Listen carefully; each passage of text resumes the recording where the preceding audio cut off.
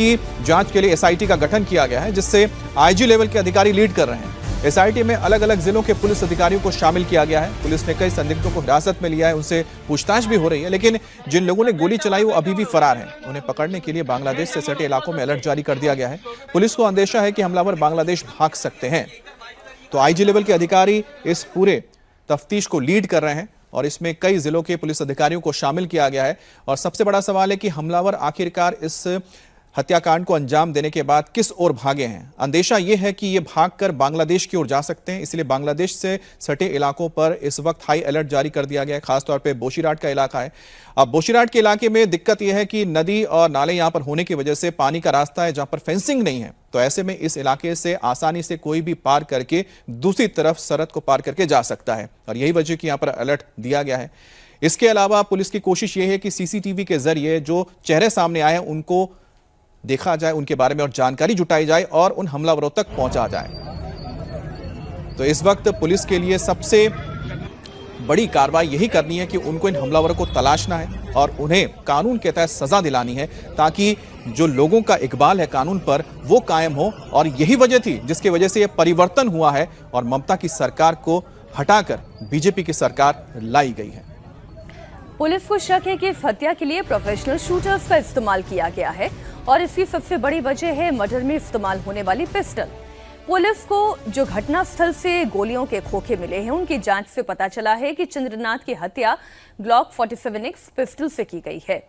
ये एक ऐसी पिस्टल है जो ऑस्ट्रिया मेड है, इंडिया के आर्म्स मार्केट में आम लोगों के लिए उपलब्ध नहीं है। ये केवल इंडिया के टॉप क्रिमिनल्स, बड़े गैंगस्टर्स और उनके शूटर्स के पास ही मिलती है और ऑस्ट्रिया मेड इस पिस्टल की सप्लाई पाकिस्तान और बांग्लादेश के रूट से होती है। इस पिस्टल का फायरिंग रेंज 50 मीटर का है और सटीक रेंज 25 मीटर, यानी अगर 25 मीटर दूर से दुश्मन को टारगेट किया गया तो बचने की कोई संभावना नहीं है और ये एक बार में बर्स्ट फायर भी कर सकती है। तो यहां पर ग्लॉक पिस्टल का जिक्र किया जा रहा है जिसका इस्तेमाल इस हत्याकांड में किया गया है।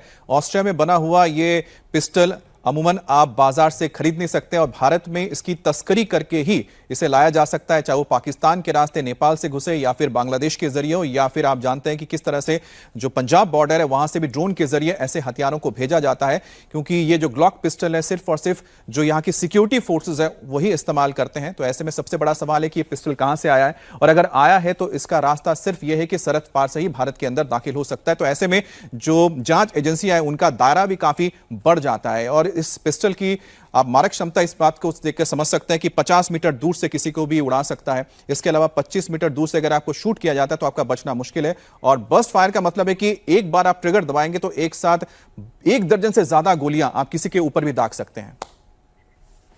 शुभेंदु अधिकारी के पीए चंद्रनाथ रथ की हत्या किसने की, गोली चलाने वाले शूटर्स को किसने भेजा, इसका पता तो तभी चल सकेगा जब शूटर पकड़े जाएंगे। पुलिस ने हत्या में इस्तेमाल बाइक बरामद की। बाइक पर फर्जी नंबर प्लेट थी। ये बाइक पुलिस को एयरपोर्ट के पास मिली जिस पर WB44D1990 नंबर प्लेट लगी हुई है। और प्रशासन मामले को लेकर कितना गंभीर है उसका अंदाजा इस बात से लगा सकते हैं कि हत्याकांड की जांच बंगाल पुलिस ने शुरू की थी। उसके बाद सीआईडी और एसटीएफ की टीम ने मर्डर स्पॉट पर सबूत जुटाए और फिर बीएसएफ की एक टुकड़ी ने भी क्राइम स्पॉट का दौरा किया है। शुभेंदु अधिकारी के पीए चंद्रनाथ रथ की उनके घर के बेहद नजदीक पॉइंट ब्लैंक से गोली मारकर हत्या कर दी गई। इस वक्त स्पॉट पर अभी भी आप देखेंगे तो तमाम जो पुलिस ऑफिसर्स हैं, एसआईटी की टीम है, वो इन्वेस्टिगेशन कर रही है। तमाम सीसीटीवी फुटेज सामने आई है जिसमें संदिग्ध हमलावर बाइक पर नजर आ रहे हैं। साथ ही जो पीए हैं चंद्रनाथ रथ, उनकी स्कॉर्पियो गाड़ी नजर आ रही है और वीडियो भी निकलकर सामने आई है कि किस तरीके से जब फायरिंग हुई, क्या उस वक्त स्पॉट की स्थिति थी गाड़ी के अंदर, किस तरीके से। बंगाल में जारी सियासी हिंसा का मामला अब अदालत पहुंच चुका है। चुनावी नतीजे के बाद बुलडोजर रैली के खिलाफ दायर याचिका पर आज कलकत्ता हाईकोर्ट में सुनवाई हो सकती है। कल कलकत्ता हाईकोर्ट में जनहित याचिका मेंशन की गई थी। इसमें मुर्शिदाबाद में लेनिन की मूर्ति तोड़ना और कोलकाता के मार्केट के दुकानों में तोड़फोड़ का जिक्र